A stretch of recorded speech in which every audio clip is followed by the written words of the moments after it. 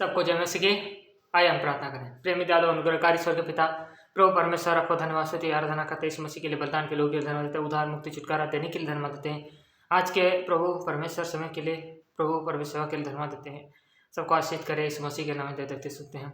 प्रभु परमेश्वर इस देश से रक्षा करे, प्रार्थना करते हैं। धन्यवाद देते हैं प्रभु, इस नाम में प्रभु आपके अनुग्रह को चाहते हुए इस नाम में ग्रहण करें, आमीन। आइए आज हम देखने जा रहे हैं एजेंडा के बारे में। एजेंडा जो कि बड़े बड़े लोग मिलाकर बना रहे हैं, एजेंडा जो यूएन की ओर से बनाया जा रहा है, एजेंडा जो कि आपकी बर्बादी के लिए बनाया जा रहा है। कुछ ऐसे एजेंडा हैं जो इस विश्व व्यवस्था में बनाया जा रहा है और हम देखते हैं कि कैसे वे इस दुनिया में कार्य करना चाहते हैं। यूनाइटेड नेशन जो है इस रीति से इसके पीछे है और इससे बहुत सी बड़ी बड़ी ताकतें हैं जो इस एजेंडा के पीछे हैं। हम देखते हैं कि कैसे उन एजेंडाओं का इस तरीके से हमारे देश में भी कार्य हो रहा है। हम देखते हैं कि कैसे गांव बिगाड़ा जा रहा है। पहला जो विषय है एजेंडा का जो है वो हमारा गांव को बिगाड़ना है, पंचायत को बिगाड़ना है, गाँव को कैसे शहर में लाना है और शहर में लाके लोगों को बर्बाद करना है। और यही एजेंडा है, सबसे बड़ा एजेंडा ये है कि गांव को शहर में बदलना और या फिर गांव के लोगों को शहर ले आ जाना, सिटी में लाना। यह है एजेंडा, ताकि लोग छोटे छोटे घरों में रहने के लिए मजबूर हो जाएं। ऐसे बिल्डिंग बना दिया जाए, ऐसे जगह बना दिया जाए जहां पर उनको रख दिया जाए और वो लोग रहने के लिए मजबूर हो जाएं। आत्मनिर्भरता का इंसान को वो ख़त्म करना चाहते हैं, इसीलिए ये एजेंडा तैयार किया गया है। इंसान आत्मनिर्भर नहीं रहे, मतलब खुद खेती करके, खुद अपनी मेहनत से, अपनी ज़मीन से खा पी करके अपना लाइफ ना जिए, बल्कि उसको दिखा दिया जाए कि शहर का लाइफ भी बेस्ट है और उसे शहर की ओर कर दिया जाए। और उसके बाद होता है असली खेल। हम देखते हैं किस रीति से वो लोग कहते हैं कि हमको पेड़ बचाना चाहिए। बड़े बड़े लोग कहते हैं हमें पेड़ बचाना चाहिए, जबकि अमीर लोग ऐसा कहते हैं, जबकि वो खुद ही पेड़ काटते हैं, जंगल काट देते हैं, बस्तियों को बिगाड़ देते हैं और पूरे जगह को कब्जा ले लेते हैं। बोलते हैं यहाँ पर कोई माइनिंग चीज़ है, हम इसमें खुदाई कर रहे हैं और इस तरीके से चीज़ें कर करके पर्यावरण को भी दूषित करते हैं, जंगलों को खुद ही नाश करते हैं। वही लोग ही कहते हैं कि हम पर्यावरण को बचाएंगे, जबकि वो पर्यावरण को जो है नाश करने के कगार पे हैं और इसी रीति से जंगल को नाश करना चाहते हैं, जंगल की संस्कृति को जो है नाश करना चाहते हैं। और इसी रीति से लोग जंगली में भी ना रहें, ऐसा वो चाहते हैं कि जंगल ना हो, यदि हो भी तो एक कृत्रिम जंगल हो, जो असली जंगल ना हो, असली पेड़ ना हो, नकली पेड़ लगाए जाएं जो कि बनाए गए हों उनके लेब में। ऐसे पेड़ों को लगा करके वो जंगल बनाना चाहते हैं, पर असली पेड़ ना हो, असली पेड़ों को काटना चाहते हैं, असली चीज़ों को काटना चाहते हैं और हर चीज़ को नकली जो है बनाया जा रहा है। हम देखते हैं इसी से तीसरे विषय में जब हम देखते हैं कि हर चीज़ को प्राइवेट करा जा रहा है, सब कुछ प्राइवेटली होते चला जा रहा है। आज प्राइवेट कंपनी जो हैं या प्राइवेट जो लोग हैं, जो मालिक हैं, बड़े अमीर लोग हैं, वही देश को चलाते हैं। जो बड़े बड़े अमीर लोग हैं वो देश को पैसे देते हैं और जो भी पॉलिटिक्स होता है, जो भी पार्टी होता है, उसको वो लोग पैसे देते हैं या उसे जिताते हैं किसी भी करके, और इसी तरह से उन्हीं के थ्रू ही पूरी देश चलता है। जो भी पैसे वाला है वही इस देश को चलाता है। तो दुनिया में जो अमीर है वो इसी रीति से सारे देश को, जो अमीर हैं, बड़े बड़े लोग हैं, वो पैसे देते हैं, या फिर इसी रीति से जो भी किसी भी देश का जो बड़ा अमीर है वो उस इलाके में, उस क्षेत्र में पैसे दे करके वो जिताता है, किसी ना किसी को जिताता है। यदि लोकल लेवल पर कोई जीत जाता है तो उसे दबा दिया जाता है, उसे वहाँ तक पहुँचने ही नहीं दिया जाता है, ताकि वो अपने बात को भी रख सके। यदि रखता भी है तो सुना भी नहीं जाता है। आज इस तरीके से कंट्रोल को किया जा रहा है, एक ये एजेंडा के थ्रू लोगों को किया जा रहा है। और इसी तरह से ऐसे ऐसे पॉलिसी या फिर नियम बनाए जा रहे हैं जो जनता को पता ही नहीं, लोगों को पता ही नहीं है कि क्या नियम है, क्या नहीं नियम है, किसी को कुछ पता नहीं है। लोग अपना बना लेते हैं, कानून अपना बना ले रहे हैं, कोई भी कानून पास करवा दे रहे हैं और लोगों को पता भी नहीं कि क्या क्या कानून ये लोग कर दे रहे हैं, कैसे कानून में चेंजेस कर दे रहे हैं। कुछ भी रातों रात बदल जाता है, लोगों को पता तक नहीं चलता कि क्या उनके साथ फ्रॉड हो रहा है। बहुत ऐसे एक पूरे देशों में ये सारी चीज़ें हो रही है। फिर इसी प्रकार से जो है हमें बिजली के मतलब बिजली देने के बहाने हमें कंट्रोल किया जा रहा है, पानी देने के बहाने हमें कंट्रोल किया जा रहा है। पहले हमें पानी मुफ्त में हम पीते थे, मुफ्त का सब चीज़ था, लेकिन अब पानी हमको खरीद के पीना पड़ता है। एक साफ पानी भी, एक बोतल का पानी भी हमको खरीद के पीना पड़ रहा है। आज हमारी ऐसी परिस्थिति हो गई है कि हमको कंपनी का बोतल का पानी पीना पड़ रहा है। हमें मशीन से पानी लेना पड़ रहा है, साफ करना पड़ रहा है। कई जगहों में इस तरीके से पानी की समस्याएं हैं और कई जगहों में बिजली की भी समस्याएं। बिजली की भी इतनी आदत लोगों को लग गई है कि अब बिजली नहीं होने से वो लोग रह नहीं सकते। बिजली अब हर चीज़ के लिए ज़रूरत होती है, लाइट फैन के लिए ही नहीं बल्कि अब टीवी और मोबाइल के लिए भी। लोग इसके लिए पागल हैं। बिजली हर चीज़ में बिजलियों को डाल रहे हैं, जैसे कि इलेक्ट्रिसिटी को हर क्षेत्रों में डाला जा रहा है। जैसे कि हम देखते हैं व्हीकल्स हैं, अब गाड़ियों को भी इलेक्ट्रिक बनाया जा रहा है। इस तरीके से हमको गुलाम बनाया जा रहा है, एजेंडा के थ्रू हमको गुलाम बनाया जा रहा है। हम हर चीज़ में इलेक्ट्रिसिटी को देख रहे हैं, हर चीज़ में देख रहे हैं, सॉफ्टवेयर को देख रहे हैं। आज कहीं पर भी एक हैकर हैक कर सकता है, कोई भी चीज़ को हैक कर सकता है। यदि वो इलेक्ट्रिकल हो तो उसे हैक किया जा सकता है। मैकेनिकल को हैक नहीं कर सकता है, लेकिन इलेक्ट्रिकल को हैक किया जा सकता है, कंट्रोल किया जा सकता है और किसी भी इंसान के साथ ऐसा कर सकता है कि वो उसका गुलाम हो सकता है। ऐसा हैकर्स इस लेवल पर पूरा मतलब अब काम कर रहे हैं। कंपनी बिजली से चलती कंपनी हैक हो सकता है, आराम से हो सकता है, क्योंकि बिजली है तो फिर सॉफ्टवेयर साइंस, फिर सॉफ्टवेयर से मशीन से इस तरीके से हमारे साथ किया जा रहा है। एक एजेंडा के थ्रू इस तरीके से एक सोसाइटी बनाई जा रही है ताकि हम बिजली पर निर्भर रहें। हम बिजली पर निर्भर रहने वाले भी अब बन चुके हैं और लोग आज इतना मेहनत नहीं है और लोग आज कंफर्टेबल लाइफ, हल्के लाइफ ही जीना उनको ज़्यादातर पसंद है, क्योंकि बिजली बहुत चीज़ें आसान कर रखी है। इसी तरीके से जो है कार्बन को लेकर भी बहुत सारी बातें बोला जाता है कि कार्बन हो रहा है, कार्बन हो रहा है, सब जगह मैंने पोल्यूशन हो रहा है, ये हो रहा है, वो हो रहा है। तो किसको ख़त्म करना चाहिए? बोलते हैं इंसानों को ख़त्म करना चाहिए। कुछ लोगों का ये मानना है कि इंसान ही सबसे ज़्यादा कार्बन डाइऑक्साइड जो है उत्पन्न कर रहा है, CO2 कर रहा है, इसलिए इंसान को ही ख़त्म कर देना चाहिए। इंसान को मारने के लिए कई सारे माध्यम हैं और वो उस माध्यम के थ्रू इंसानों को ख़त्म किया जा रहा है। लगातार ऐसी मशीनें, लगातार ऐसे वायरस या कोई भी ऐसे चीज़ों को द्वारा जो है काम किया जा रहा है। यदि 3G 4G किया जाए, 5G किया जाए तो कितना बढ़िया रेडिएशन वहाँ से आता है। मोबाइल से, मशीनों से रेडिएशन आता है, जिससे लोगों का बड़ा हाल बुरा है और बहुत भयानक होने जा रहा है। जबकि 5G आएगा तो और भी भयानक परिस्थिति होगा। जानवरों पे भी असर करता है, इंसानों पे भी वो असर करता है। ऐसे मशीनें हैं जहाँ पर आप मौसम को बदल भी सकते हैं, मौसम को तैयार भी कर सकते हैं। इससे ऐसे मशीनों के थ्रू भी काम किया जा रहा है और एजेंडा को इस तरीके से जो है काम में लाया जा रहा है। ये प्लान, फिर भी प्लान, सी प्लान, अलग अलग प्लान के थ्रू लोगों को इस तरीके से इस कामों को किया जा रहा है। हम देखते हैं कि पूरी दुनिया में और सब देशों में इस तरीके से काम किया जा रहा है। पहले टेस्टिंग होता है, फिर देखते हैं कि कौन कैसा काम कर रहा है, फिर उसको टेस्टिंग के हिसाब से फिर उस हिसाब से लोगों को काम दिया जा रहा है। इसी तरीके से जो है हम देखते हैं कि लोगों को कैद करने के लिए भी ऐसे ऐसे जगह भी बनाए जा रहे हैं ताकि लोगों को कैद किया जा सके, रखा जा सके।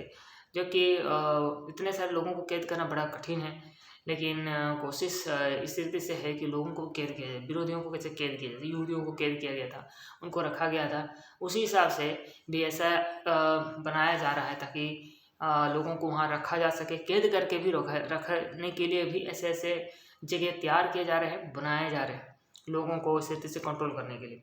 उसके बाद हम देखते हैं कि जो हमारा टैक्स है वो हर समय बढ़ रहा है, घट नहीं रहा है बल्कि बढ़ता जा रहा है। अमीर लोग अमीर होते जा रहे हैं और जो मिडिल क्लास है वो गरीब होता चला जा रहा है। जो अमीर हो जाएगा, मिडिल क्लास वो अमीर हो जाएगा, वरना वो गरीब ही रह जाएगा। ये आज परिस्थिति है, ये आज स्थिति है कि ना केवल गरीब गरीब है पर एक मिडिल क्लास व्यक्ति भी आज गरीब होते जा रहा है। आज ये एक सच्चाई है और टैक्स को लोग इसलिए बढ़ा रहे हैं क्योंकि वो पैसे को ख़त्म करना चाहते हैं। क्योंकि पैसे का मापक जो सोना है या फिर चांदी है, उसके हिसाब से बैंक पैसे नहीं छाप रहा है, जबकि बैंक को पैसे को जो छापता है वो चांदी या सोने के हिसाब से उसको छापना चाहिए, लेकिन वो ऐसा नहीं छाप करके बहुत सारा पैसा जितना चाहे वो छाप देता है, अमीरों को वो पैसे दे देता है और गरीबों को लूट हो रही है। बैंक हर तरह से लूट मचा रहे हैं। नकली नोट बैंक छापता है और लोगों को बोल रहे हैं कि नहीं, लोग नकली नोट इस्तेमाल कर रहे हैं, जबकि बैंक ये सब कर रहे हैं। बैंक ही है जो नकली नोट छाप रहा है, लोगों को दे रहा है और लोगों से दुगनी वसूली भी वो कर रहा है। लोन के नाम पर हर तरह से, गाड़ी का लोन चाहे घर का लोन, किसी भी के नाम पर आपको लोन दे सकता है। क्या वो पैसा असली है नकली है, इसका वेरिफिकेशन वो लोग आज तक नहीं दे सके हैं। इसीलिए आज इस तरीके से चीज़ें अब हो रही है लगातार। किसी का ज़मीनों लोग छीन रहे हैं, किसी का बहुत कुछ ऐसे छीना जा रहा है। लोन के नाम पर, EMI के नाम पर लोगों से बहुत सारी चीज़ें छीन ली जा रही है, ले लिया जा रहा है। इस तरीके से हर एक मतलब ये लोग का एजेंडा के अनुसार होता है। आपके पास कुछ भी नहीं होगा लेकिन आप खुश रहेंगे जब तक आप गुलाम रहेंगे। इसका मतलब वो लोग का है कि जब तक आपके पास कुछ नहीं होगा तो भी आप खुश रहेंगे। वो लोग बस यही चाहते हैं आपके पास कुछ ना रहे, कोई भी आज़ादी आपके पास ना रहे, लोग गुलाम की तरह रहें और जो बोले हाँ हाँ करके बस सुन लें। ऐसे एक नियम, ऐसा एक कानून, ऐसा एक सोसाइटी बनाने की कोशिश की जा रही है, लेकिन लोग इसके बारे में कुछ भी नहीं जानते और नहीं जानने के कारण इसका विरोध भी नहीं कर सकते, प्रेर भी नहीं कर सकते। और मसीहों को इस बात में जानना चाहिए, मसीहों को इस विषय में बहुत ऐसे जानना चाहिए, पर लोग इसके विषय में कुछ भी नहीं जानते हैं। इसके विषय में प्रेयर्स भी दूर की बात है। वो लोग तो कुछ आपस में ही लड़ रहे हैं, भाई भाई आज लड़ रहे हैं, चर्च में लड़ते हैं, एक पुलपिट के लिए लड़ाई होती है, सेवा के लिए लड़ाई होती है। सब बकवास चीज़ें आज चर्चेस में हो रही हैं और वो सही सेवक है, ये झूठा सेवक है, बस सब लोगों को यही सब करना है। कैसे हम मिलकर परमेश्वर की सेवा करें, उनको इससे से कोई लेना देना नहीं है। कैसे आत्माओं को बचाना है, आत्माएं मर रही हैं वो कैसे बचे, उसका फिक्र नहीं है लोगों को, बल्कि इससे फ़िक्र है कि कैसे एक दूसरे को हम नीचा करें, एक दूसरे को हम दिखाएं कि हम कितने सच्चे हैं। जबकि परमेश्वर का वचन कहता है हर मनुष्य झूठा है और अपने भाई से झूठ बोलता है और पड़ोसी से हर एक झूठ बोलता है, लेकिन सच्चा जो है प्रभु यीशु मसीह है। प्रभु यीशु मसीह को छोड़ कोई सच्चा है, वो खुद बोलता है मैं मार्ग हूँ, मैं सत्य हूँ और मैं जीवन हूँ। इसीलिए इन सारे एजेंडों को, विश्वासियों को जानना बहुत ज़रूरी है। हमारे लोगों को जानना ज़रूरी है कि कैसे भयानक प्लान लोग कर रहे हैं और इसी तरह से ना केवल इतना विषय है, पर लोगों को मारने के लिए भी लोगों को हर तरीके से जो है, मैंने कहा कि मारने का एजेंडा किया जा रहा है हर तरह से। युद्ध ऐसे ही नहीं होते और ऐसे ही दंगे नहीं होते, कोई ना कोई इसके पीछे जरूर रहता है जो कि सपोर्ट करता है। तो ये लोग ऐसे कर रहे हैं। यदि क्रिश्चियनों को आज मारा जा रहा है, पीटा जा रहा है, यदि किसी भी रीति से उनके साथ गड़बड़ किया जा रहा है, तो उसके पीछे तो कोई ना कोई ताकत है जो पैसा दे रहा है, जो उनको हिम्मत दे रहा है कि तुम जाओ करो। 50 लोग कैसे इकट्ठे हो जाते हैं और कैसे ये लोग दादागिरी कर लेते हैं। कहीं पर 100 लोग इकट्ठे हो जाते हैं, लेकिन विश्वासी की संख्या यदि ज़्यादा है और यदि वो लोग ऐसे दुम दबा के भागने के बदले पत्थर उठा लें, लाठी उठा लें और मारें, क्योंकि कोई भी आपको आक्रमण नहीं कर सकता। हमारा देश का कानून भी ऐसा कहता है, कोई भी हमको आक्रमण नहीं कर सकता। हमारे बचाव में, अपनी सुरक्षा में हम उसकी जान भी ले सकते हैं, अपनी सुरक्षा में हम उसकी जान भी ले सकते हैं। चाहे 50 आए चाहे 100 आए, जान भी लिया जा सकता है। बिना कारण हम पर आक्रमण कैसे कर सकता है कोई? बिना माने कागज के कुछ भी नहीं होता, कोई भी नहीं आक्रमण कर सकता, कुछ भी नहीं कर सकता। पुलिस भी लोग की गुलाम है, अमीरों की गुलाम है। अमीर लोग को कुछ नहीं करेगा, गरीब लोगों को ही पीटने वाले लोग अमीर लोग किसी रीति से गरीबों की बर्बादी कर रहे हैं, लेकिन गरीब लोगों का कोई सुनवाई नहीं, पुलिस भी नहीं। इसी तरह से कोर्ट में जाने से भी, कोर्ट में भी वैसे ही होता है, अच्छा वकील नहीं तो फिर प्रॉब्लम होता है। और इसी तरह से हर एक क्षेत्र में, चाहे मेडिसिन क्षेत्र हो, आप हेल्थ के सेक्शन में जाइए, आप हीलिंग के लिए मना करते हैं और बोलते हैं हमारे पास मेडिसिन है, हमारे पास इलाज है। क्या इलाज है आपके पास? कैंसर इलाज नहीं कर सकते, झूठे मक्कार कहेंगे। बोलते हैं हमारे पास सब इलाज है, देखने से डॉक्टर के पास जाते हैं, डॉक्टर इतना मतलब चोर है, इतना ज़्यादा चोर डॉक्टर सब हैं। एक मेडिसिन से जो इलाज हो सकता है वो 10 मेडिसिन लिखेगा और उसको पैसे कमाना है, उसको क्लिनिक चलाना है, लोगों को पैसे देना है, इसीलिए वो क्या करेगा, वो भी चोर है और ऐसे करता है। जो उसको देना चाहिए दवाई वो नहीं देकर अलग दवाई देता है, जबकि जिसकी वजह से एक बीमारी के लिए जाता है, दूसरी बीमारी उसको पकड़ता ही पकड़ता है। अब हीलिंग हो रहा है, चंगाई हो रहा है, इसके भी विरोध अब मसीह खुद लोग कर रहे हैं। इतने बेवकूफ़ लोग हैं, यार चंगाई हो रहा है, तुम कम से कम उतना तो कम से कम उसको रहने देते। नहीं, चंगाई हो रहा है ये भी गलत हो रहा है। अरे भाई गलत कैसे हो जा रहा है? तुम लोग तो कर नहीं सकते, तुम्हारी औकात नहीं है, तुम्हारी हैसियत नहीं है, तुम तो उसको भी नहीं होने दे रहे हो। और ये डॉक्टर लोग जो छीन रहे हैं उसका अलग से हैं। डॉक्टर लोग करेंगे, इंजेक्शन दे देंगे, ठीक हो जाता है। कोरोना वायरस वो निकला तो क्या डॉक्टर लोगों ने सबको चंगा कर दिया? इतनी औकात है उनकी, हैसियत तो है नहीं, लेकिन शाबाशी उनको मिल जाती है। लेकिन डॉक्टर है बोल के भाई शाबाशी। लेकिन अच्छे लोग भी हैं, ऐसा नहीं कहता कि सब डॉक्टर खराब है, पर डॉक्टर में से भी ऐसे लोग हैं जो गलत कर रहे हैं, और ऐसे लोग हैं जो अनजाने हैं, उनको कुछ पता ही नहीं। जैसा उनको ऑर्डर में आता है वो लोग बस वही कर रहे होते हैं, उससे ज़्यादा कुछ नहीं। कलेक्टर जाता है, जो गरीब आदमी भी जो कलेक्टर बन जाता है गाँव के लिए, कोई भी कुछ नहीं करता। ऐसे ही है, स्कूल वाले भी ऐसे ही हैं, उनको भी कुछ नहीं पता। जब कुछ पता ही नहीं है तो इस तरीके से प्रभु देखते हैं कि ये लोग को ज़्यादा कुछ पता नहीं। नॉलेज जब नहीं है इंसान के पास तो इंसान हर तरह से गड़बड़ी करता है, चाहे पास्टर हो, चाहे अन्य जाति हो, चाहे कोई भी हो, किसी भी अथॉरिटी का आदमी हो, वो गलत करता ही करता है। उसको नॉलेज नहीं है, वो उसको अथॉरिटी से जो ऑर्डर मिलता है वो करता है वो, क्योंकि वो वही जानता है कि मेरा ऊपर से ऑर्डर आया, हम कर रहे हैं। उसको क्या पता है क्या हो रहा है क्या नहीं। आंगनबाड़ी वर्कर उनको लगता है हम तो सही काम कर रहे हैं, उनको क्या पता उनको क्यों रखा है। उनको नहीं पता ना आंगनबाड़ी वर्कर सब क्या क्यों होती हैं, क्यों उनका इस्तेमाल करते हैं, क्यों लोगों का डाटा लेती हैं। वो लोग तो ही कर रहे हैं ना। गाँव को तो स्थिति से ही कहा जा रहा है। स्कूल आ रहा है, स्कूल में अच्छी शिक्षा कहाँ है। स्कूल में जाइए, 4 क्लास के जो भी स्टूडेंट्स होते हैं उनको पूछाइए, सेक्स के बारे में पूछिए, उनको पता होता है। फोन वीडियोज़ के बारे में पता होता है, हैकिंग्स के बारे में पता होता है। छोटे छोटे बच्चे आज हैकर्स हैं, छोटे छोटे बच्चे आज ऐसे तरीके से सेक्स के विषय में नॉलेज उनको रखता है। आज इतनी बिगड़ी हुई दशा है लोगों का। आज मानसिकता क्या है, लोग मोबाइल पकड़ के पास रह जाने से प्रॉब्लम दूर हो जाता है क्या?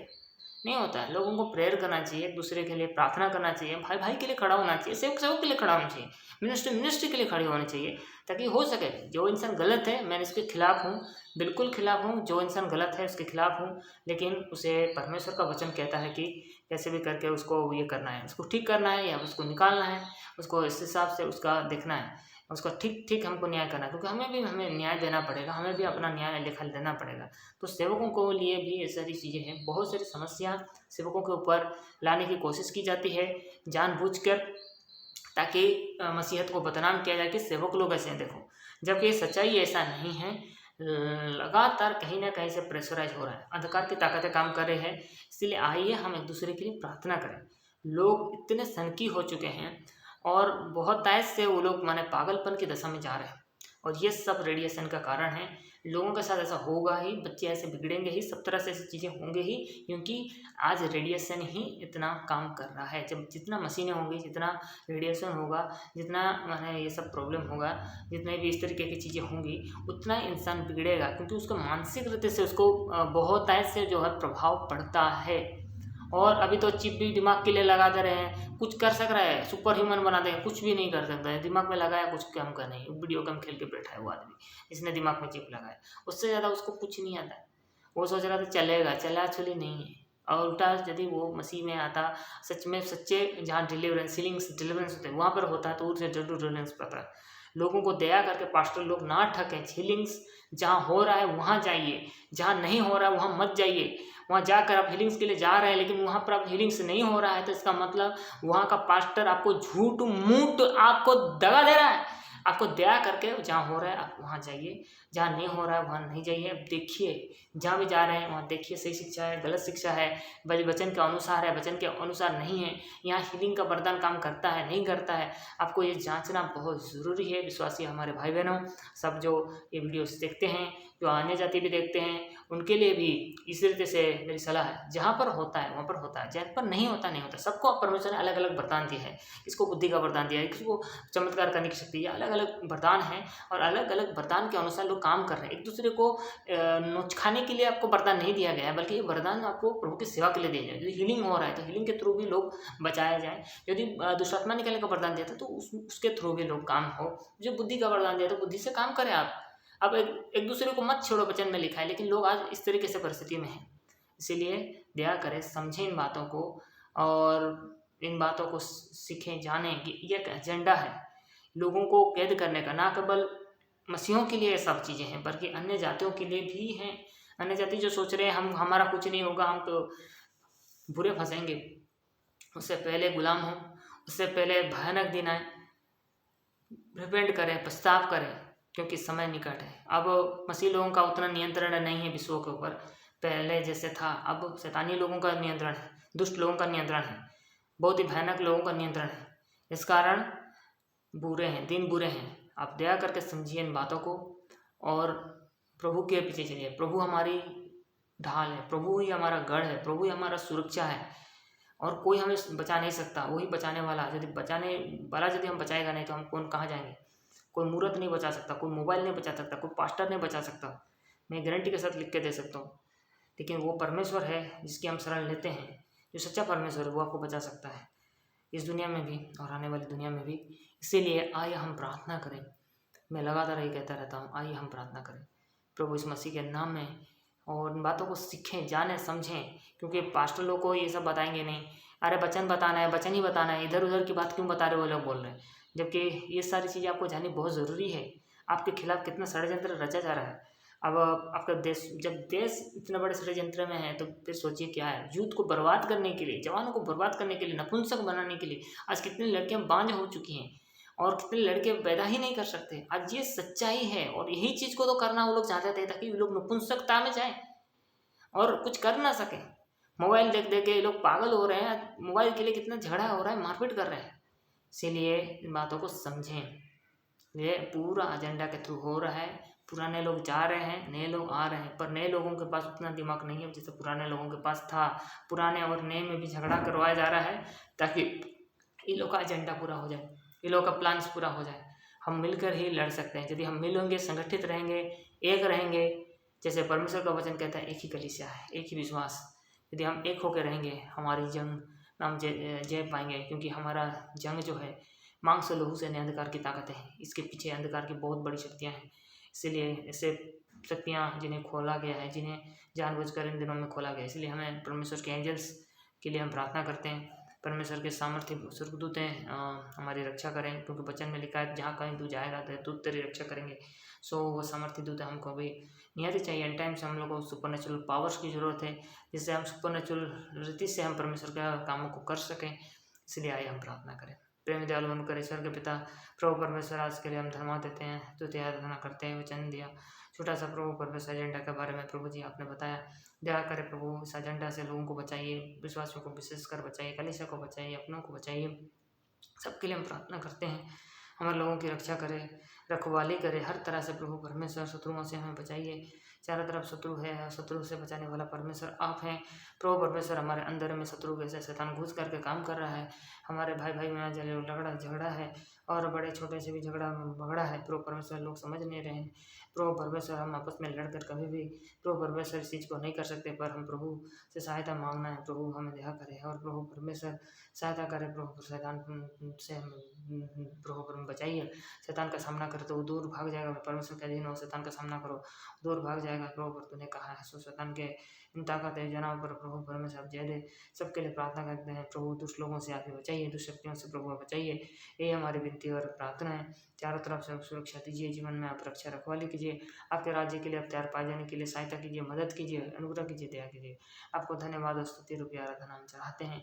आप ही प्रभु ऐसी प्रतिज्ञा देने वाले परमेश्वर, आप ही जगत के अंत में देखो सदा मैं तुम्हारे साथ हूँ। तूने कहा मत डर मत डर मत डर, 365 बार तूने कहा है प्रभु। तेरा धन्यवाद देते हुए हमारी प्रार्थना व्यक्ति को चढ़ाते हैं। सुने प्रभु, से नाम में ग्रहण करें, आमीन।